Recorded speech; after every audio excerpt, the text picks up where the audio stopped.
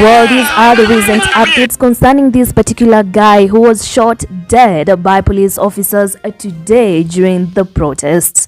As we dive deeper into that, I'd really appreciate it if you like this video, shares out there, talk to me in the comment section, subscribe to our YouTube channel, because if it's happening I know all about it, and if I know all about it I'll tell you all about it. Well, this is what actually happened. The police shot dead a man in Nairobi today at the Nairobi CBD during the protests over Albert Ojwang's death. Well, the recent updates is this particular victim reportedly is a mask vendor who was actually shot at a close range. Madam Speaker, I want to repeat, it does not matter, and he was selling masks because people are demonstrating. I've actually watched that clip. It is totally reckless and irresponsible what that police officer has done, and they are doing a disservice to this government, because when you make 5 steps forward or 10 steps forward, they take you 50 back. And we need to be moving forward as a country. We can't be moving back all the time. What do I go and tell the Suba people, honestly? To members of the public, let us not taunt our officers. Let us not throw our hands at them. Conduct ourselves, Honorable Speaker, in a dignified way. When we want to picket, when we want to protest, Honorable Speaker, we do it in a way that we are also not provoking these officers. What did he say? So you are telling me that that guy who was shot in the head was provoking the police? I think everybody saw that video. And the guy was clearly surrendering. And he was just as innocent as any of those who were protesting. Who elected these leaders? I think we need to take a step back and think about what we are doing, how we vote, because these kind of leaders are still going to come back in 2027. Yo, my good people, this guy that was shot on a daylight, this was not just a protester, but he was a hustler, just selling out his mask to the protesters. This was a son to someone. He was a father to someone. He was a Kenyan citizen. He has the right to do whatever he was trying to do. But why does he have to face the death? Why does he have to face the immaturity-led death? What was his mistake? What was his crime? We have demanded justice for many people. We have demanded justice for many people. But for this, we are saying that it's better we die, all of us, than to suffer in the hands of few. It's either they do what is necessary, it is either they do what is needful, or they kill each and everyone who is coming out to speak out about to demand justice. This is Kenya, the Kenyan country that is popularly known in African map because of the miserable is doing towards the innocent life and citizen of it. Madam Speaker, I want to repeat, it does not matter, and he was selling masks because people are demonstrating. I've actually watched that clip. It is totally reckless and irresponsible what that police officer has done, and they are doing a disservice to this government, because when you make 5 steps forward or 10 steps forward, they take you 50 back. And we need to be moving forward as a country. We can't be moving back all the time. What do I go and tell the Suba people, honestly? I don't know if it's from Suba North or Suba South, but whichever is from Suba. It is unfortunate. And from Homa Bay, we are tired of mourning. We are dying of natural causes. Even yesterday, I lost my nursery school teacher at Which. Today, again, we are from the police. Let us die of natural. Let us die of natural causes, not being killed. Homa Bay, please. Please. Thank you. I think Ongundo Were, Ojuang. Now, surely, all of us are being killed. Who will remain in Homa Bay? Please. You know, there are some politicians who seems to feel like these youths, they are not, they don't vary their life. They're not, they don't value their life. They are just there ready to die. They don't value the life.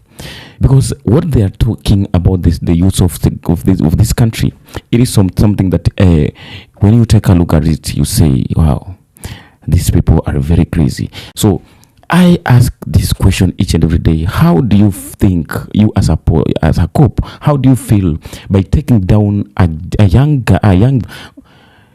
who has committed no crime, who has did anything, who has not violated any constitution, who has not gone against the rights of the constitution of the country, who is just there to demand his right, to ask for his right to be delivered and to be given to him? What do you feel about it? How? You know, these guys, these people, it's not that they are very hungry. It's not that they have not eaten, but they are on the streets each and every day just because they are trying to demand their rights. They are trying to correct the government where they have gone wrong, where they have messed. So at least they listen to them. You know what these people need. It's just the government to listen to them and come out, speak. At least say something about what they're demanding. At least come and say that what you are requesting, then we are going to work upon it. We are going to fix the problem where it has been found. So you have to relax, calm, and then everything will be sorted. But instead, the government itself is the one who is coming out and take down these guys, is the one who is coming to take the life of these youths, instead of protecting, instead of safeguarding them when they are practicing their right of demonstration. This is one of the peaceful demonstration, because if you take a look at these pictures, there is no even a single guy or man who has any weapon. They are carrying just the tags which delivers or speaks their voice. So what country are we living? What generation are we in? This is the kind of the slave trade that was in Africa many years ago, 400 years ago, and that is what we are experiencing today. When, you know, what happens that these youths, for the reason of them going on the street, is that they going to demonstrate against the death of one of them who was trying to speak out concerning the government issues, concerning the corruption leaders.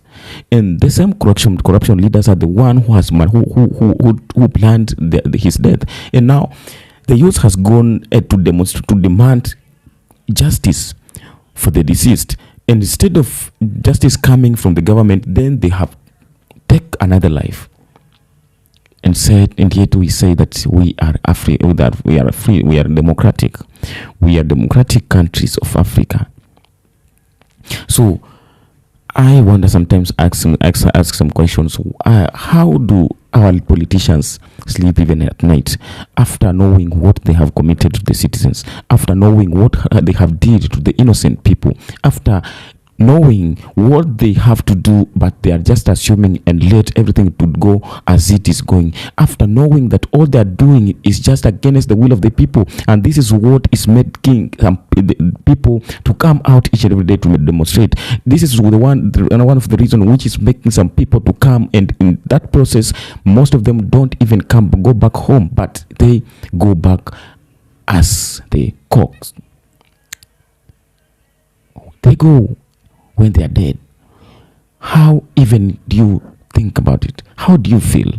So there is a time Ibrahim Traore, when there was a day he was in an interview, and the journalist asked him, why do you think about the leaders, about those who are saying that you have to step down and maybe allow the democracy to take place? What do you have to say about the people who are condemning you, that you are undemocratic, you are a dictator?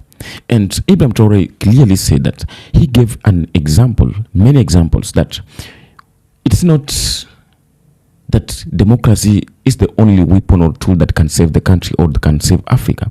There are many countries which are practicing democracy, but when you take a look at those countries, the life and the kind of the life that people are living in these countries, it is of miserable. People are dying each and every day. Citizens have lost hope with their governments. The people are not even able to take care of themselves. So there is no anything going on as development in this country. There's no anything good that is happening or coming out of this country, yet they are saying that they are democratic. So why do you have to stick in something that you know very well that it's not of any benefit? Why do you have to stick and praise something that you know very well that this thing is not helping anyone? Maybe when it's helping you and the people that surrounds you, that's when you insist and stick to it, say that it's good. And he clearly said that he better, if that is way, that's how democracy works, then he better works against democracy. He don't want democracy, but he need to offer the best leadership, and that is what this guy is trying to do. If you can remember, when Julius Malema was in Kenya, one of the days in a special function that was in Kenya, this is what he has to say. I don't know if President William Ruto means it, because he said so many things and I can't locate him these days, because the things he said during election and the things he's doing now are two different things. I don't know, because I heard him saying we need to do away with the dollar and build our own currency, but his actions are not speaking to anything of doing away with the dollar. The latest being putting a red carpet for a murderer, a person who killed the Kenyan people, coming into this country, receiving a red carpet and being saluted by our own army. This is not a Kenyan army, it's not a colonialist army. The Kenyan army is a product of the Mau Mau rebellion.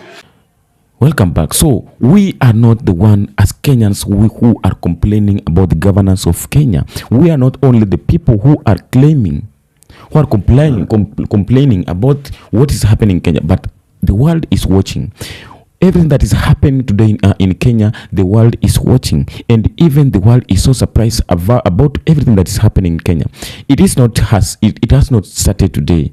If you can remember, just a few months ago, I think a year ago, when the youth went on the street to demonstrate and at that time went until they occupied the parliament. That was something that has never experienced in the world. Kenya was the first to record this. So this means the hunger that the youths have against the government, because the government is there. A lot of misery is happening in the country. Abduction is being experienced, mass destruction, killings. When anyone comes out to speak anything about the government, concerning the government, then when it comes tomorrow, he is no more. And you cannot go and report anywhere. Nothing can happen. It is assumed like nothing has happened. So they say it's darkest before dawn. Our time is coming. A new nation will rise. A new generation fights for a better tomorrow. Our fight is not in vain. Today, a dark cloud overshadows us, but tomorrow is a better day.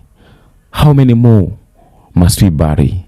How many more will die? How many lives will we lose in the name of seeking justice? In the name of seeking justice, instead of getting the justice that we are craving for, instead of getting the justice that we are fighting for, we still experience and we receive many, many more deaths among the youths. Where the country of Kenya has reached today, the youth has come to an end. The youths are very tired. The citizens are very tired. if this is the government that we were praying for, if this is the kind of the leadership that we were praying for, if this is the freedom that the Africans were fighting for, then it's better we be under colonized. It's better we live under colonization, because it is better to be killed with the foreigners than to be destroyed each and every day by our own. Because we believed that the freedom came to save the world. We believed that the freedom came to save Africa, but instead the freedom is just there destroying a youth each and every day. The people who are being destroyed are the future of tomorrow. These are the people whom we believe that they are going to change the status of Africa. These are the people who we believe that they are the leaders of tomorrow. Instead, they are going on the streets, going to face challenges with the government, going to face the fight with the police officers, hoping that the government will listen to them, hoping that the government will see their cry and maybe do something about it. But at the end of it, they are going home when dead.